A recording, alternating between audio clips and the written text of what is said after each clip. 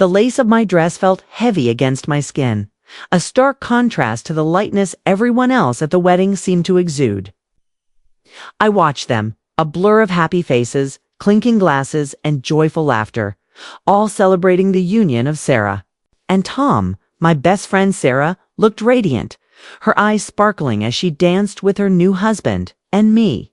I was perched at a small round table tucked away in a corner, single place setting marking my solitary presence. It wasn't supposed to be like this. Mark was supposed to be here. We planned it for months, picked out our outfits, even practiced our terrible dance moves for the reception. But then 2 weeks ago, he'd told me he needed space. Space that, it turned out, meant space from me. So here I was, at the most romantic event of the year, utterly and completely alone. I tried to blend in, to look like I was just taking a moment to myself, perhaps waiting for someone to return from the bar. But the truth was, no one was coming. Back, each passing minute felt like an hour, each burst of laughter a pang in my chest.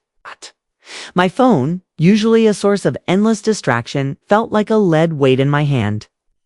I couldn't bring myself to scroll through social media knowing it would be full of couples of happiness I currently lacked. The waiter came by offering another glass of champagne. I accepted, needing something to do with my hands, something to signal that I was fine. Thank you very much. The bubbles tickled my nose, a brief, fleeting distraction from the ache in my heart. The speeches started and I found myself tearing up, not just at the heartfelt words for Sarah and Tom, but at the stark reminder of what I had lost. Mark had always been so good at making me feel seen, cherished.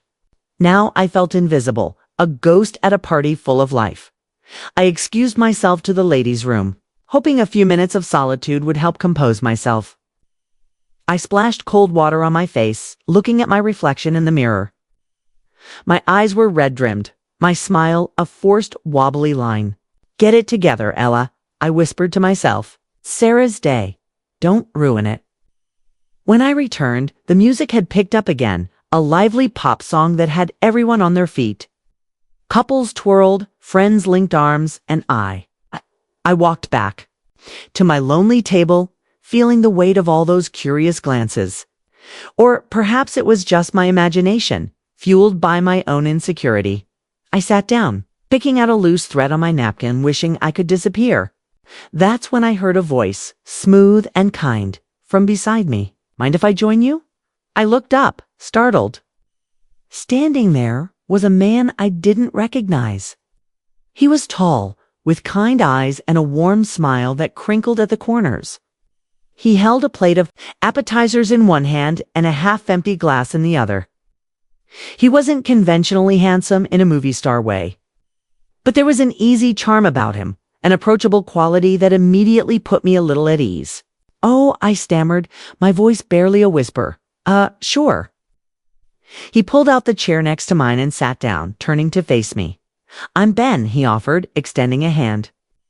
Ella, I replied, shaking his hand. His grip was firm, warm. So, Ella, he began, his voice low and gentle. Are you enjoying the wedding? I managed a weak smile. It's beautiful. Sarah's my best friend. Ah, the bride, he said, nodding. She looks incredibly happy. Tom's a lucky man. We fell into a comfortable silence for a moment, the music filling the space between us. I wondered what his story was. Was he alone too? I hope you don't mind me saying, he started again, his gaze soft, but you look a little out of sorts. Is everything okay? It's a question, so simple and genuine, was like a dam breaking. My eyes welled up and I quickly looked away, mortified. I'm sorry, I mumbled, fumbling for a tissue in my small clutch. Hey, he said, his voice instantly reassuring. He reached over, gently touching my arm. No need to be sorry. Weddings can be tough sometimes, even for the happiest of people. I finally looked at him, my vision blurred with tears. My ex-boyfriend was supposed to be here. The words came out in a rush, a confession I hadn't planned on. He broke up with me 2 weeks ago. Ben's expression softened even further. Ah, I see. That's That's really rough, Ella, especially at a wedding. Ah. I nodded, feeling a fresh wave of tears. I just feel so stupid and lonely. Everyone here is so happy, and I just feel like a sad single mess in the corner. He didn't offer empty platitudes. Didn't tell me I was better off without him. Kay just listened, his eyes full of understanding.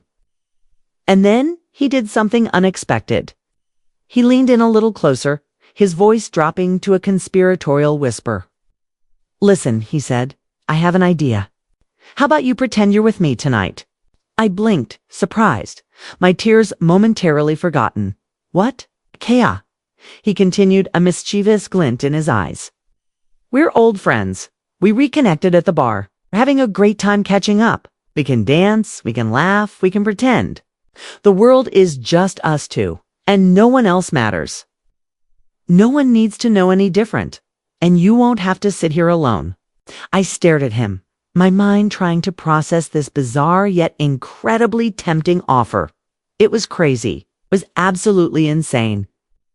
But the thought of another minute sitting by myself, wallowing in self-pity, was almost unbearable. "Are you serious?" I asked, my voice still shaky. He grinned. "Absolutely. I'm here alone too, actually. My +1 canceled last minute. So you'd actually be doing me a favor. 2 birds, 1 stone." Gosh. A small, hesitant smile touched my lips. "But why?" "Because," he said, his gaze warm and direct, "no one deserves to feel alone at a celebration of love. And you, Ella, deserve to have a good night, even if it's a pretend one." Something in his sincerity, in the genuine kindness in his eyes, made me trust him. It was a crazy idea, but in that moment it felt like a lifeline. "Okay," I said, a little bolder now. "Okay, Ben, let's do it." His smile widened, and he seemed to visibly relax. "Excellent. So, Ella, my dear, what's your drink of choice? I'm due for a refill, and I happen to know where the good stuff is." And just like that, the weight began to lift. He got us fresh drinks, and we talked. We talked about silly things, about the terrible taste of the canapes, about the slightly off-key.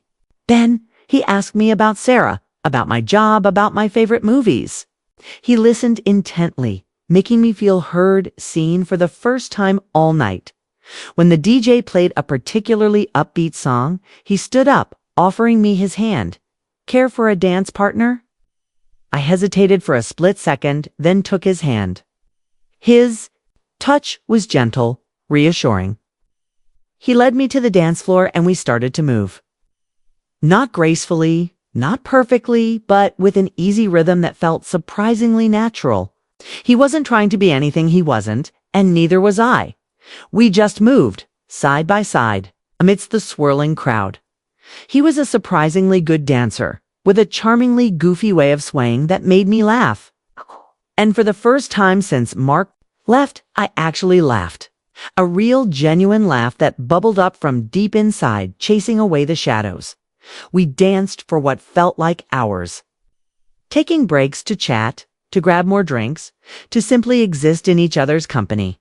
He introduced me to a couple of his friends from work who were also at the wedding, effortlessly weaving me into the conversation, giving me inside jokes and shared history that didn't exist but felt real in the moment. "So, Ben tells me you." To go way back, one of his friends said, winking at him. I played along, my smile feeling more genuine with each passing minute. "Oh, way back," I confirmed, nudging Ben playfully. "He's always been a scoundrel," Ben chuckled, shaking his head dramatically. "She never lets me live it down." It was liberating, this little charade. It's allowed me to shed the skin of the heartbroken ex-girlfriend and just be Ella, the woman who was having a surprisingly good time at a wedding with a kind stranger. As the night wore on, the pretending faded, replaced by something more authentic. We were still Ben and Ella, the old friends. But beneath that, we were two people who had found unexpected comfort in each other's presence. We talked about our lives, our dreams, our fears. He shared stories about his quirky family, his passion for woodworking, his struggles with a recent work project. I found myself opening up about my own aspirations, my anxieties about the future, things I hadn't even fully admitted to myself until now.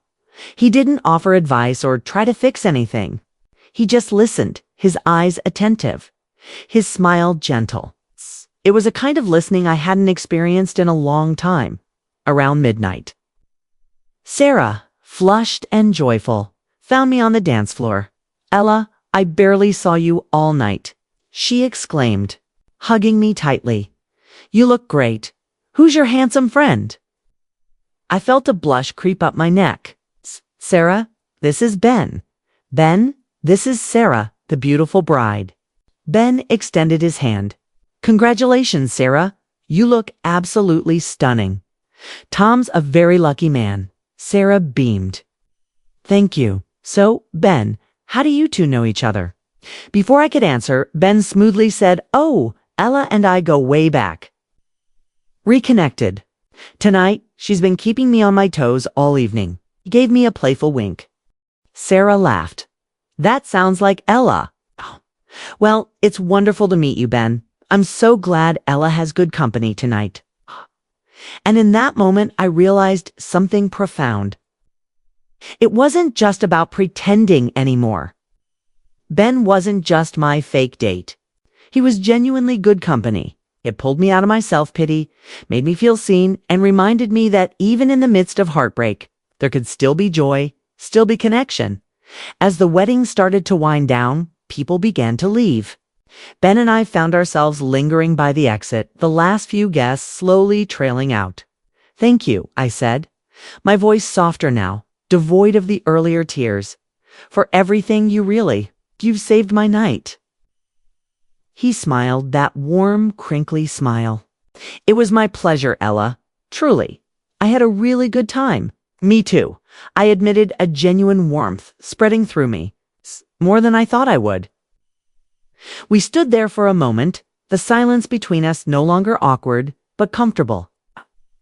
The valet brought his car around, a modest sedan. "Well," he said, opening the passenger door for me, "can I at least get you home safely?" I hesitated, then nodded. "That would be nice." The drive was quiet, punctuated by the soft hum of the engine and the occasional rustle of my dress. When we pulled up to my apartment building, he turned off the car, plunging us into comfortable darkness. "That's all," he said, turning to face me. This was an interesting evening. It was, I agreed, a smile playing on my lips. "Definitely one for the books." "Will I see you again, Ella?" he asked, his voice a little more serious now. My heart fluttered. This wasn't pretend anymore. This was real. "I'd like that, Ben," I said, meaning every word very much. He reached out, his hand gently touching my cheek. His thumb brushed over my skin, sending a shiver down my spine. And then he leaned in, and his lips met mine in a soft, tender kiss. It wasn't a passionate, fireworks kind of kiss, but it was sweet, promising, and full of a quiet understanding. It was a kiss that felt like a new beginning, a hopeful whisper in the quiet night. When he pulled back, his eyes sparkled in the dim light. "Good night, Ella." "Good night, Ben," I whispered, my voice a little breathless. I got out of the car, watching him drive away until his taillights disappeared around the corner. I walked into my apartment building feeling lighter than I had in weeks, maybe even months. The lace of my dress still felt heavy, but now it felt like the weight of a beautiful memory. A moment where a stranger's simple act of kindness had turned a night of despair into a surprising, hopeful new chapter. I still had healing to do, still had a broken heart to mend, but tonight I hadn't been alone, and perhaps, just perhaps, I wouldn't be for much longer. The next morning, I woke up with a feeling I hadn't experienced in a long time: anticipation. My phone buzzed, and I saw a message from an unknown number. "Morning, Ella. Hope you got home." "Okay. Still thinking about that dance floor expertise, Ben?" A genuine smile spread across my face.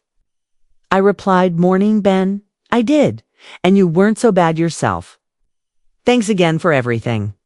He replied almost immediately, "My pleasure." How about we make this a non-pretend coffee sometime? This week, my heart did a little leap. I'd like that very much. I looked out my window at the morning light, feeling a sense of possibility bloom within me. The pain of the breakup was still there, a dull ache, but it was no longer all-consuming. Last night, amidst the wedding chaos and my own sorrow, a kind stranger had offered me a lifeline, a moment of reprieve. And in doing so, he had opened a tiny window to a future I hadn't dared to imagine. A future where I wasn't just the girl who sat alone at a wedding, but the girl who, even in her darkest moment, found a spark of light.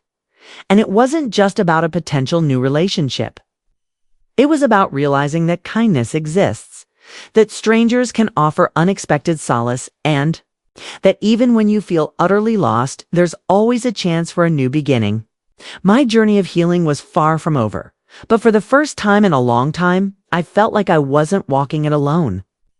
I felt a quiet strength, a gentle hope, and for now, that was more than enough. I took a deep breath, and a sense of gratitude washed over me. Gratitude for Ben, for his simple, life-changing offer, and for the unexpected turn my story had taken. The world still felt a little uncertain, but it no longer felt quite so bleak. I got out of bed, a spring in my step, ready to face the day, ready for whatever came next, ready for a non-pretend coffee with Ben.